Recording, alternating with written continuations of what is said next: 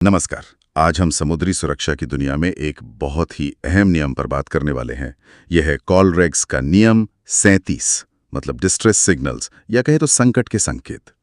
हमारे पास कैप्टन श्याम बहादुर चौहान के तैयार किए कुछ नोट्स हैं जिन्हें बनाने में एआई की मदद ली गई है और ये IMO और DG शिपिंग जैसे स्रोतों पर आधारित है। हाँ बिल्कुल, नियम 37 ये बहुत सीधा और जरूरी नियम है। तो ये नियम कहता है कि अगर कोई जहाज बहुत गंभीर खतरे में है और उसे फौरन मदद चाहिए, हाँ, तो उसे एनेक्स 4 में दिए गए सिग्नल्स का इस्तेमाल करना चाहिए। ये एनेक्स 4 क्या है? मतलब ये एक तरह की लिस्ट है? एग्जैक्टली। ये कॉलरेग संधि का ही एक हिस्सा है, एनेक्स 4, और इसमें वो सारे मान्य संकट संकेत दिए गए हैं जिनकी अंतर्राष्ट्रीय पहचान है। अच्छा, तो ये सिर्फ एक रूल नहीं है, ये असल में एक तरह की भाषा है उम्मीद की, है ना? बिल्कुल सही कहा। इसका मकसद एकदम साफ है कि भाई जब कोई जहाज मुश्किल में हो, आग लगे, डूब रहा हो, इंजन फेल हो, कुछ भी, तो एक ऐसी कॉमन भाषा हो जिसे सब समझें। खासकर समुद्र में जहां आम कम्युनिकेशन शायद काम ना करे। हाँ बिल्कुल, भाषा की दिक्कत हो सकती है, उपकरण खराब हो सकते हैं, तो ये जो स्टैंडर्ड सिग्नल्स है ना, ये बहुत जरूरी हो जाते हैं। कोई कंफ्यूजन नहीं होता और बचाव का काम जल्दी शुरू हो सकता है। और इंटरेस्टिंग बात यह है कि एनेक्स 4 में सिर्फ एक दो नहीं बल्कि कई अलग अलग तरह के संकेत हैं। हाँ, काफी सारे हैं, ताकि अलग अलग हालात में, दिन हो या रात, उनका इस्तेमाल हो सके। कुछ मेन वाले देखते हैं जो सबसे ज्यादा जाने जाते हैं। जरूर।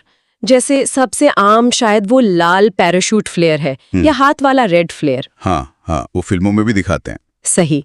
वो रात में या दिन में भी काफी दूर से दिख जाता है, तो रेस्क्यू टीम को पता चल जाता है कि किधर देखना है। और दिन के लिए? दिन में खासकर अगर हवाई जहाज या हेलीकॉप्टर से मदद आ रही हो, तो वो ऑरेंज स्मोक सिग्नल, नारंगी धुएं वाला, वो बहुत काम आता है। उसका रंग आसमान में साफ नजर आता है। अच्छा, और आवाज के जरिए, मतलब अगर बोलकर मदद मांगनी हो? मतलब ही है बहुत गंभीर खतरा, फौरन मदद चाहिए। ओके। और वो पुराना वाला SOS, टिक टिक टिक वाला? हाँ, मोर्स कोड में SOS मतलब 3 dot 3 dash 3 dot dot dash dot dash. ये क्लासिक है। इसे लाइट से या आवाज से, जैसे जहाज के हॉर्न से भी भेज सकते हैं, और ये आज भी उतना ही महत्वपूर्ण है। कमाल है। और टेक्नोलॉजी ने भी तो कुछ नए तरीके दिए होंगे, जैसे वो EPIRB का सुना है मैंने। हाँ बिल्कुल, EPRB यानी emergency position indicating radio beacon. ये तो बहुत ही कमाल की चीज है। ये कैसे काम करता है? ये एक तरह का बीकन है। जैसे ही ये एक्टिवेट होता है, मान लो पानी में गिर गया या मैनुअली ऑन किया, ये सीधा सैटेलाइट को सिग्नल भेजता है। ओह! और सैटेलाइट से वो सिग्नल सीधा बचाव केंद्रों तक पहुंच जाता है, जहाज के एकदम सटीक लोकेशन के साथ। तो भले ही जहाज के बाकी सारे कम्युनिकेशन सिस्टम बंद हो गए हों, मदद भेजी जा सकती है। वाह, मतलब ये तो गेम चेंजर जैसा है। हाँ, काफी हद तक। और भी है एनेक्स 4 में, जैसे लगातार कोई आवाज करना या पानी में डाई मार्क कर डालना। कई तरीके हैं। इन सब का असली महत्व तो तब पता चलता होगा जब असल में कोई घटना होती है जहां इनका इस्तेमाल हुआ हो या शायद ना हो पाया हो। बिल्कुल। जैसे वो 1980 का MV डर्बिशे का हादसा है। हाँ। बहुत बड़ा जहाज था, टाइफून में फंस गया दक्षिण चीन सागर में। हाँ। और 44 लोग थे उस पर। वो बिना कोई संकट संकेत भेजे ही गायब हो गया। कोई EPIB सिग्नल भी नहीं आया। उसका मलबा तो सालों बाद मिला। ओह, ये तो बहुत दुखद है। मतलब संकेत भेजने का मौका ही नहीं मिला शायद। हाँ, या शायद उपकरण काम नहीं कर पाए। ये दिखाता है कि अगर सिग्नल नहीं भेज पाए तो क्या हो सकता है। और कोई हाल का उदाहरण? 2012 का कोस्टा कॉन्कॉर्डिया हादसा याद है? वो इटली के पास चट्टान से टकरा गया था। हाँ, वो तो काफी खबरों में था। वहां दिक्कत सिग्नल ना भेज पाना नहीं थी। रिपोर्ट्स के मुताबिक संकट कितना गंभीर है ये समझने और फिर औपचारिक मेडे कॉल जारी करने में थोड़ी देरी हुई। अच्छा। और उस देरी की वजह से कंफ्यूजन हुआ, बचाव कार्य में भी दिक्कतें आईं, और दुख की बात है कि 32 जानें चली गईं उसमें। तो मतलब सिर्फ सिग्नल पता होना काफी नहीं है? बिल्कुल नहीं। ये जानना कि कब खतरा इतना बड़ा है कि औपचारिक डिस्ट्रेस सिग्नल देना है और फिर सही समय पर देना, ये बहुत जरूरी है। तो इसका निचोड़ तो यही है कि COLRGS नियम 37 और एनेक्स 4 के ये जो संकेत हैं, इनका ज्ञान और इनकी प्रैक्टिस हर समुद्री यात्री, खासकर ऑफिसर्स के लिए ये सिर्फ जरूरी नहीं, अनिवार्य है। एकदम सही। ये कोई एग्जाम पास करने की बात नहीं है, बस ये जिम्मेदार नॉटिकल प्रैक्टिस का हिस्सा है। और जैसा कि सोर्स मटेरियल में भी इशारा है, रेगुलर प्रैक्टिस ड्रिल्स वो बहुत जरूरी हैं, ताकि जब असल में प्रेशर हो, क्रू को पता हो कि क्या करना है, कैसे करना है। सिर्फ जानना काफी नहीं है, उसे कर पाना जरूरी है। तो आज की इस पूरी चर्चा का सार क्या निकालें? ये डिस्ट्रेस सिग्नल्स सिर्फ कोड या निशान नहीं है। नहीं, बिल्कुल नहीं। ये दूर से भेजी गई मदद की पुकार है, एक उम्मीद की किरण, और बाकी जहाजों के लिए एक चेतावनी भी। हाँ, बिल्कुल। इनका सही ज्ञान, इनका रखरखाव और सही समय पर इनका इस्तेमाल, यही समुद्री यात्रा को सुरक्षित बनाने में मदद करता है। और यहाँ ना एक सोचने वाली बात आती है।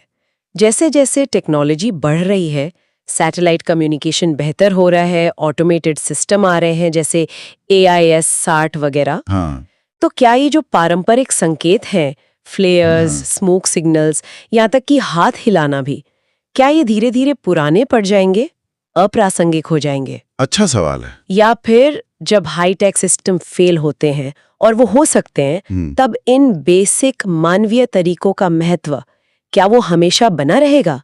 ये जो बैलेंस है ना टेक्नोलॉजी और इंसानी स्किल के बीच, ये आगे कैसा दिखेगा, इस पर सोचना जरूरी है। वाकई ये सोचने वाली बात है।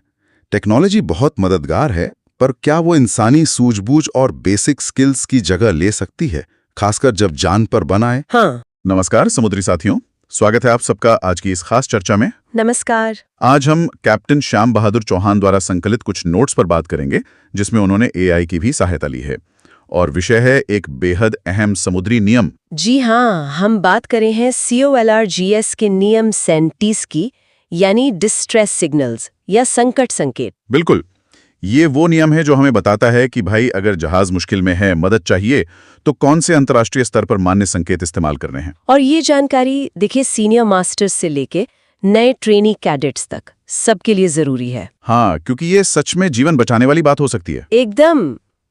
नियम 37 का जो मूल सिद्धांत है वो बहुत साफ है। अगर कोई जहाज संकट में है, उसे मदद चाहिए, तो उसे COLRGS के एनेक्स 4 में जो संकेत दिए गए हैं उन्हीं का इस्तेमाल करना चाहिए। ये कोई ऑप्शन नहीं है, ये एक तरह से अनिवार्य है। अच्छा, तो ये एनेक्स 4, इसमें कौन कौन से संकेत आते हैं? पूरी लिस्ट तो शायद लंबी होगी। हाँ, लिस्ट तो है, करीब 13-14 संकेत है, पर कुछ जो बहुत आम हैं या जरूरी हैं उनका जिक्र कर लेते हैं। हाँ बिल्कुल। जैसे रात के वक्त अगर आप देखें तो लाल रॉकेट या पैराशूट फ्लेयर, ये दूर से दिख जाता है। हाँ, वो लाल रोशनी। जी।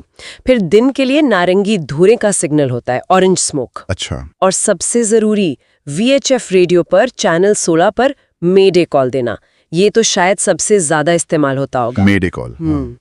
इसके अलावा EPRB को एक्टिवेट करना, यानी emergency position indicating radio beacon, ये सैटेलाइट को सिग्नल भेजता है। और एक बहुत बेसिक तरीका भी है, अगर कोई दूसरा जहाज आसपास है तो दोनों हाथों को लगातार ऊपर नीचे हिलाना। अच्छा, ये भी एक मान्य संकेत है। जी, ये तो कुछ उदाहरण हुए। जी, ये कुछ मुख्य हैं, पूरी लिस्ट एनेक्स 4 में मिल जाती है। और इन संकेतों का सही समय पर इस्तेमाल कितना जरूरी है, इसके लिए कोई उदाहरण है हमारे पास? हाँ, बिल्कुल। MV डर्बीशायर का मामला शायद सबसे मार्मिक उदाहरण है। 1980 की बात है। ओह, डर्बीशायर, हाँ सुना है, बड़ा जहाज था। जी, बहुत बड़ा ब्रिटिश बल्क कैरियर, 44 लोग सवार थे। टाइफून ऑर्किड नाम के तूफान में फंसा और डूब गया। दुखद।